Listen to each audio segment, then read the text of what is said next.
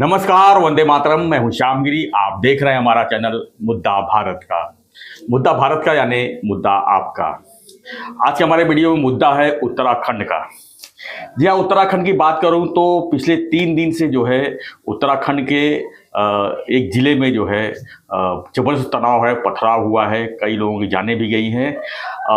लेकिन स्थिति जो है तनावपूर्ण बना हुआ है। सवाल यह है कि वहाँ पर एक मदरसा, एक मस्जिद जो अवैध रूप से बनी हुई थी, सरकारी ज़मीन में बनी हुई थी, उसको तोड़ने के लिए जब प्रशासन गई हाई कोर्ट के आदेश का पालन करते हुए, तो उनके ऊपर जो है पथराव और आगजनी काफ़ी कुछ हुई है। ये जिला है उत्तराखंड के हल्द्वानी का, जहाँ पर जो है स्थिति जो है काफ़ी गंभीर है। अब सवाल इसमें ये उठता है कि आखिर में सरकारी ज़मीन पर जब मस्जिद बन जाती है, सरकारी ज़मीन पर जब मदरसे बन जाते हैं, तब ये सरकारी लोग जो है कहाँ रहते हैं, क्यों कार्रवाई उस समय नहीं करते? अगर बनने नहीं दिया जाए तो ये स्थिति नहीं हो सकती। सवाल नंबर 2, क्या इस समय लोकसभा चुनाव करीब है, ऐसे में जो है स्थिति को जो है जानबूझ के तो नहीं खराब किया जा रहा है? इन्हीं सब सवालों के साथ में आज हमारे साथ में हैं एडवोकेट विवेक जोशी जी। हम इसे जानेंगे कि जो उत्तराखंड की स्थिति है, जैसे हल्द्वानी जिले की, क्या लगता है इसके पीछे कुछ जानबूझ कर कुछ सामाजिक तत्वों ने इसको फैलाया है या कुछ और है? सर, आपका स्वागत है हमारे चैनल में एक बार फिर से। आप हमारे अलग अलग विषयों को हमारे पास स्टूडियो में आते हैं, इसके लिए आपका बहुत बहुत शुक्रिया। आप एक सीनियर एडवोकेट हैं और जो है आप उत्तराखंड के रहने वाले हैं, एक प्लस पॉइंट है इस विषय के लिए। तो हम आपसे जानना चाहते हैं सर कि ये जो हल्द्वानी की घटना है, आपने देखा होगा कि किस तरह प्रशासन के ऊपर, पुलिस के ऊपर एक असामाजिक तत्वों ने जो है इस तरह हमला किया है एक तरह से। और क्या इनके लिए कानून कोई मायने नहीं रखता? क्या हाईकोर्ट का अगर आदेश है तो इसको इस तरह से लोग तोड़ने की कोशिश करेंगे? स्थिति गंभीर है, लेकिन ये पूरे देश की स्थिति को देखते हुए जो है इस पर चर्चा करना हमने ये मुनासिब समझा। और हमने ये सबसे पहले हम आप लोगों से दरख्वास्त करते हैं कि जो ये विषय है इसके ऊपर जो है और जगहों पर कुछ पैनिक ना हो, लोग और पैनिक ना हो, लेकिन जो है इसको समझना ही बहुत ज़रूरी है। तो सर, क्या कहेंगे आप इस विषय में, बताइए। नमस्कार, जय हिंद, वंदे मातरम। दोस्तों, ये जो हल्द्वानी की घटना है जी, ये एक ऐसी घटना है जिससे पूरा का पूरा हिंदुस्तान ग्रस्त है। ऐसी प्रॉब्लम है जिससे पूरा का पूरा हिंदुस्तान ग्रस्त है। इस प्रॉब्लम में एक नहीं, 2 अमुक 3 प्रॉब्लम इसमें एक साथ देखी जानी चाहिए। सबसे पहली प्रॉब्लम तो यह है एनक्रोचमेंट की जी। एनक्रोचमेंट जो है एक ऐसी हिंदुस्तान में चलने वाली बीमारी है जिसको इर्रेस्पेक्टिव ऑफ हिंदू, मुस्लिम, सिख, ईसाई, जो भी आप बोलो, जिस भी कास्ट क्रीड के हो, लगभग हर कम्युनिटी जो है कहीं ना कहीं किसी न किसी जगह पे एनक्रोचमेंट में लिप्त है। बिल्कुल। अब मैं जब कम्युनिटी कह रहा हूं तो मैं पूरी कम्युनिटी की बात नहीं कर रहा, क्योंकि एज ए कम्युनिटी बात नहीं कर रहा, इसमें कुछ लोग जो है लिप्त, मतलब एनक्रोचमेंट करते हैं। ऐसा नहीं मैं कह रहा कि मुसलमान एनक्रोचमेंट करते हैं और हिंदू एनक्रोचमेंट नहीं करते। हिंदुओं ने भी एनक्रोचमेंट किए और मुसलमानों ने भी एनक्रोचमेंट किए। तो सबसे पहले इसको 2 चीजों में देखा जाए। एक तो यह है कि जो एनक्रोचमेंट की समस्या है, दूसरी यह है कि जब आप उस एनक्रोचमेंट को हटाने के लिए जाते हैं जी, तो कम्युनिटी जिसने एनक्रोचमेंट किया हुआ है उसका रिटेलिएशन किस लेवल का आता है। अब यहाँ जो हल्द्वानी की जो समस्या है वो आज की नहीं, वो 2000 से पहले की है। आपको याद होगा कि नवंबर 2000 में ये जो उत्तराखंड राज्य है ये बना था जी। उसके बाद उत्तराखंड राज्य में 2003 में कानून आया जिसमें उत्तराखंड से बाहर के जो लोग थे उनको सिर्फ 500 स्क्वायर फुट जमीन खरीदने की परमिशन थी। ये जो कानून है ग्रेजुअली डाइल्यूट पीछे स्ट्रॉन्ग किया गया। एक बार इस कानून को 500 से घटा के सिर्फ 300 किया गया। बाद में 2018 में जब रावत जी की सरकार थी तो उस सरकार में, और इंसिडेंटली ये भाजपा की सरकार थी, इस सरकार में इस कानून को डाइल्यूट किया गया, ये बोल के कि भाई हमें इंडस्ट्रियलाइजेशन चाहिए, तो बाहर के लोगों को अगर हम जमीन ही नहीं खरीदने देंगे तो वो क्या करेंगे। सोच अच्छी थी, लेकिन वो हो गया दूसरे डायरेक्शन में काम। जैसे ही वो लिमिटेशन हटी, लोगों ने उत्तराखंड में जमीनें खरीदनी चालू करी। और दूसरा इस समस्या का एक और इशू यह है कि जिस समय उत्तराखंड बना था उस समय उत्तराखंड में सिर्फ 1.5% मुसलमानों की पॉपुलेशन थी जी। आज 24 साल के बाद ये पॉपुलेशन 19% हो गई है।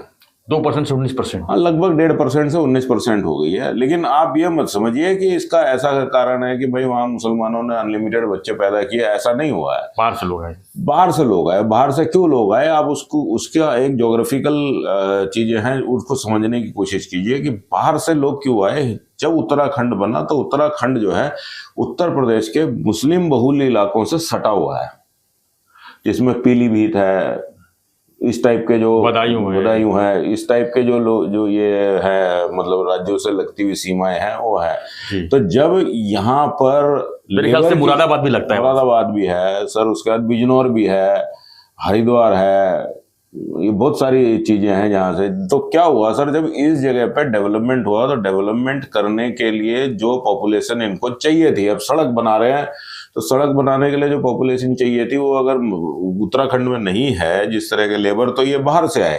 तो बाहर से आने की वजह से ये इन इलाकों की वजह से आया। बाहर से आया हुआ आदमी एकदम से एक तो गरीब है, ऊपर से वो जमीन नहीं खरीद सकता, तो वो एनक्रोच करेगा। तो ये जिस जमीन पे बावनपुल इलाका जो है, जिस जमीन पे ये हुआ है, ये आज से नहीं है, कोई 1-2 एकड़ का मामला नहीं है, 29 एकड़ का मामला है। 29 एकर्स ऑफ रेलवे की land has been encroached by the Muslim community. Okay.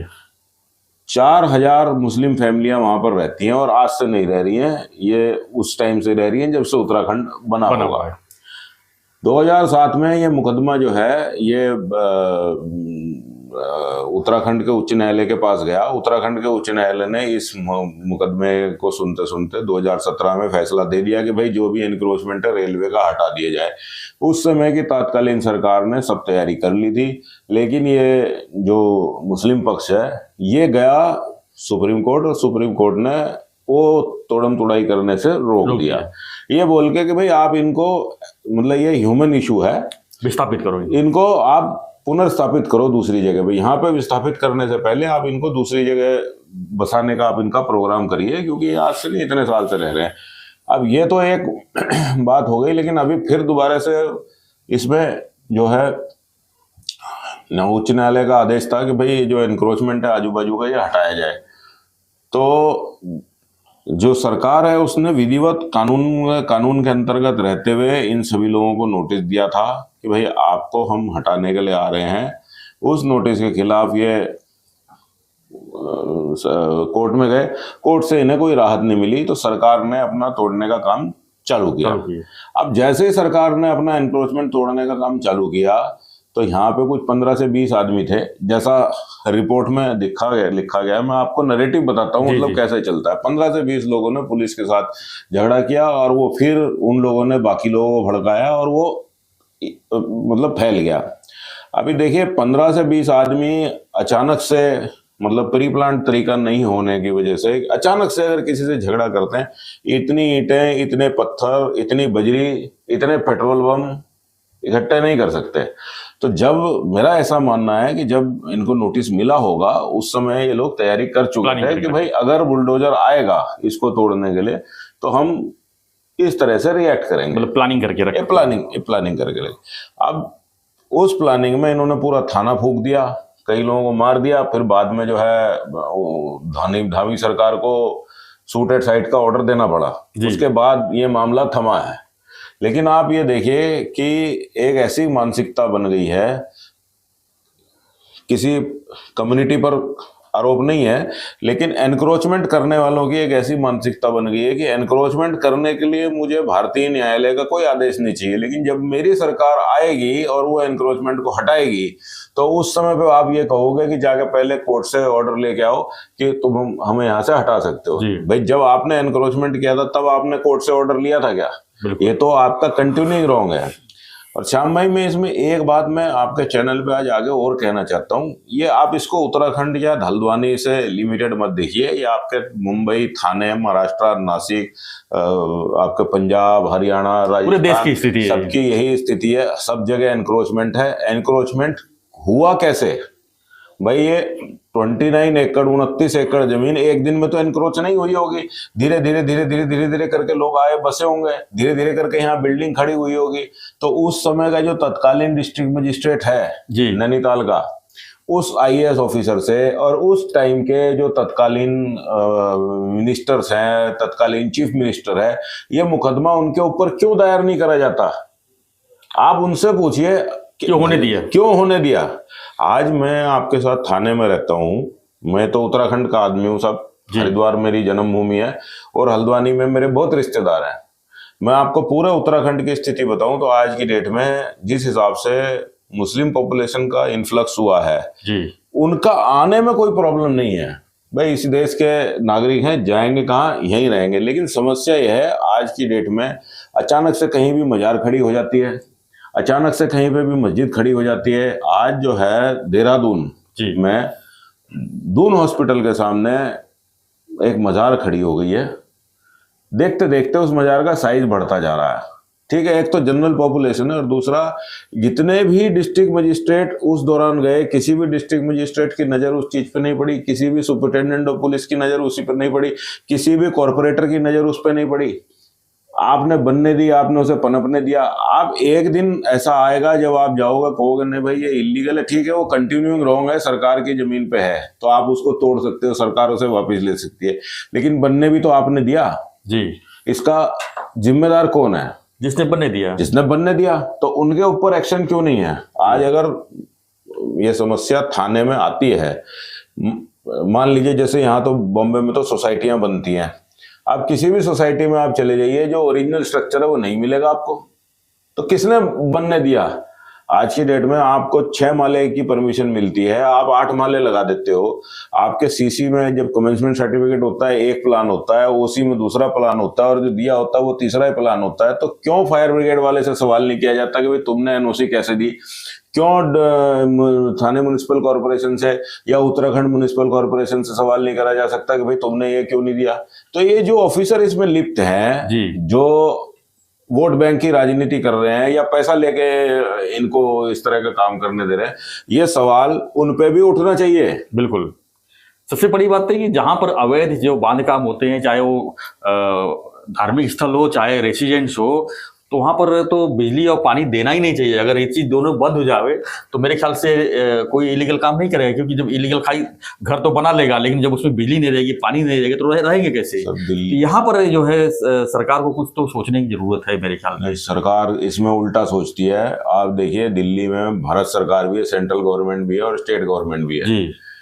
लेकिन दिल्ली में अवैध बस्तियां जिनमें रोहिंग्या बसे पड़े हैं, जिसमें बांग्लादेशी बसे पड़े हैं, जिनमें और लोग इलीगली बसे पड़े हैं, आप उन बस्तियों में फ्री पानी फ्री बिजली दिए जा रहे हैं। बिल्कुल। आप उन्हें आधार कार्ड दे रहे हैं, आप उन्हें पैन कार्ड बना के दे रहे हैं, आप सब कुछ करा के दे रहे हैं, सब कुछ लीगल कर दे रहे हैं। तो आप बाहर के आए हुए आदमियों को, एक पॉपुलेशन को, डेमोग्राफी को चेंज करने में सरकारें खुद मदद कर रही हैं और उसके बाद हाय तौबा मचा रही हैं। उनकी मजबूरी वही है, वोट बैंक की खातिर। तो वोट बैंक की मजबूरी क्यों होनी चाहिए? नहीं होनी चाहिए। नहीं, वोट बैंक की मजबूरी इसलिए होनी चाहिए कि वोट बैंक की मजबूरी जिन लोगों के साथ है ये वही ये काम कर रहे हैं, और जिन लोगों को वोट बैंक की कोई मजबूरी से कोई फर्क नहीं पड़ता कि भाई मैं आज आया या नहीं आया, मुझे वोट बैंक से कोई फर्क नहीं पड़ता, तो इसलिए वो लोग ये काम नहीं करते हैं।